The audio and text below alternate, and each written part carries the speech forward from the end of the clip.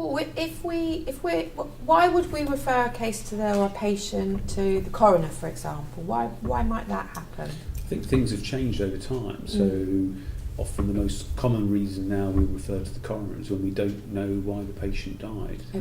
We're not clear what to put on the death certificate, because we don't have the ability, like many hospitals now, don't have the ability to do what used to be called a hospital post-mortem. So we don't have pathologists that are trained to do them. So the only way to get a post-mortem is to ask the coroner. But I think that system is pretty good, and has been sped up. Right. That bureaucratic part of it. And then the other reason to do it is if there's any suspicion, if they've not been in hospital a very long period of time, right. if there's injuries, etc. So we're not clear of what the cause of death was. Right. And if you refer someone to the coroner, do you have that conversation with the family? Is someone talking? I'm not suggesting you don't. I just don't know, to be honest. Alison will answer that question, I'm sure, but I get a bit upset about this, because one of the reasons that you have to refer to coroner is if they die in that new location within 24 hours, isn't it? Yeah. And so if you're trying to enact their preferences, yes, the outcome is that that it is normally just a process that happens relatively easily, but it still has to happen, because say we send somebody home to pass away and we're expecting them to pass away within the next hours or days. If they do within 24 hours, we have to run it. I'm saying run it by. It's not because something untoward. So happened. so even though you're really clear and the family may be really clear in that this person is going to die from something you've diagnosed, you move them and they have to be referred to the coroner's office for that to be verified, if you like. Yeah, but it might not be a very tricky process, but it still has to be done, doesn't it? So the hospice, my conversations with the hospice, it's highlighted that we're moving them. I can't bear to highlight it.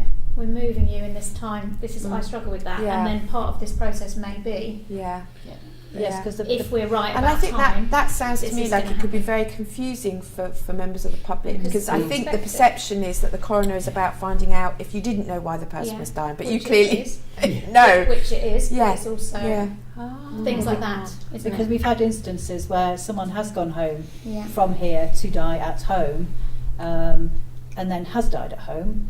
GP hasn't seen them. And then it comes back to the hospital, can you issue a death certificate? Yes, we can, but we want to know all the background to it, so you have to give a coroner's referral. Yeah. Similarly, where we have people who are terminally ill at home, who become very unwell and have to come to A&E for whatever reason and die, quite clear why they died, but again, has to be referred to the coroner, and it's explaining to people why that has to happen. And despite suggesting to the coroner's office that we should have an exemption for those kind of cases, the view of the coroner is that it is the law that you must refer any death within 24 hours of admission. So we've had that, haven't we? Yes, someone I've seen in hospital, seen at home, and then much to my distress is in A&E. Yes. And then me and you had to do that, didn't we? I was like, I know exactly what's happened to this lady. Yes. I've been yes, but I've still got to ring the coroner yes, because we've still got to discuss it. she hasn't been this time. And does it always mean a post-mortem or not No. always? They'll take your collateral information and discuss it with the coroner, and then that's right, isn't it? And this is this will be changing again relatively soon with the medical examiner role. So that's coming in later in the year. Okay, tell us about that. So we'll have a medical examiner. Yeah. And the primary purpose of the medical examiner will be to discuss with relatives and to liaise with the coroner around death, essentially. So it will make that conversation. And that'll be a role we have in the hospital, Paul? Yeah. Okay, and that'll be a clinician? Yeah, absolutely. Yeah. And so that person will, and for all death, or? They will be looking at all deaths within the hospital to start with, within our organisation, and ultimately be reaching out, and there'll be medical examiners that will cover deaths in the community as well. Okay. So the idea is that a medical examiner network across the country will be looking at all deaths. Oh, that does sound a good initiative. It has already, is in place in some of the hospitals. There's pilots and so Brighton's got one, and Sheffield have got a medical examiner pilot, and what they've shown is the number of referrals to coroners have dropped. Reduces, Because it can be a very slow process if they're actually going to do a full post-mortem, can't it? Unfortunately, and particularly at the moment, the Surrey coroner has a massive backlog, and people are waiting 3 to 4 weeks after a death for a post-mortem to be completed and to be able to have a funeral. And Lawrence has got some personal experience with a family who are having a similar issue. How awful. I mean, it's unfortunately compounded by a nationwide shortage of pathologists who carry out the post-mortems. So the staffing shortage that's affecting all clinical and healthcare professions it affects pathologists as well. Yes.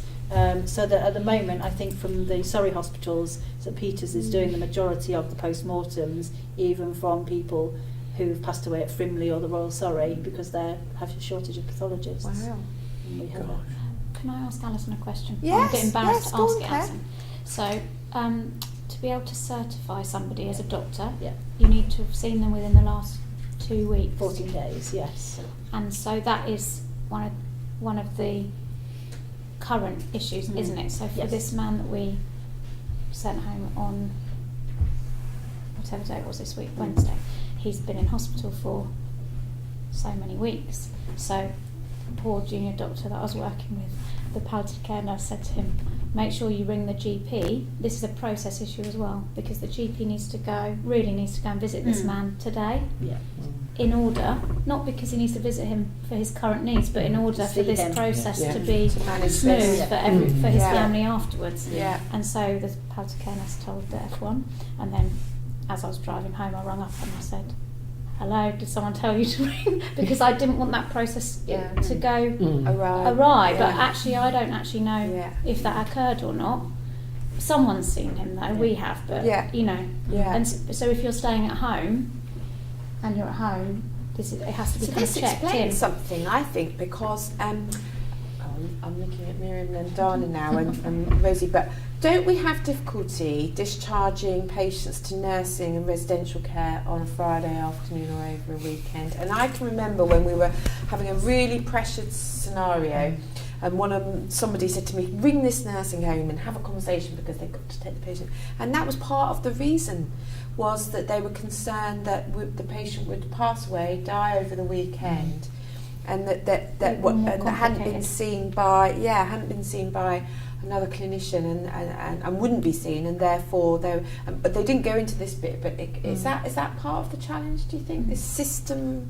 These are things we should fix, aren't they? So if we talk about the patients in the hospice caseload that we do every day that I'm there in the morning, the ones that are clear they want to be at home, we're trying to keep them at home. There is a checklist of things. When did the GP, and one of them is when did the GP actually go see this person? Because and we're checking the date for this very reason, and then reminding that perhaps they need to pop in, even if everything is clinically covered and there's no current issue while they're alive, which is a funny thing, isn't it? But it does make things more smoother for the family when the person does pass away, rather than saying, oh, we've got to discuss it with the coroner, which is a delay for them. And you know, so I suppose the GPs say, oh, I'm very busy, I haven't got time to do it, but or pop in at the end of their surgery quite late in the day. Yeah.